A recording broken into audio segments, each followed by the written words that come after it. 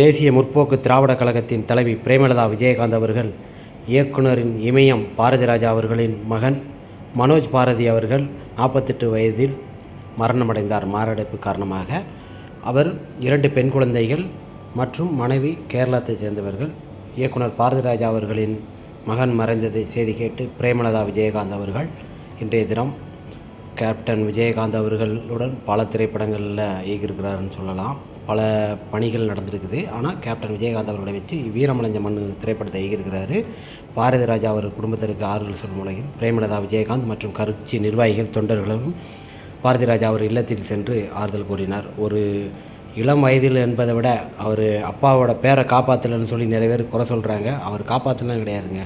நல்லா படம் நடிச்சிருக்காரு. நல்ல நிலைமையில் தான் இருக்கிறாரு. எந்த ஒரு பிரச்சனையும் கிடையாது. ஒரு நல்ல ஒரு நடிகர், ஒரு தலை சிறந்த ஒரு மனிதன் தான் இன்று பிரேமலதா விஜயகாந்த் அவர்கள் மற்றும் ஆர்ஆர் பிரியாணி ஓனர் எல்லோரும் சந்தித்தாங்க. ஆர்ஆர் பிரியாணி ஓனரை பொறுத்த வரைக்குமே கேப்டன் மீது அன்பு பாசம் கொண்டவர். கேப்டனின் தீவிர ரசிகர், மிகப்பெரிய ஒரு பண்பாளர்.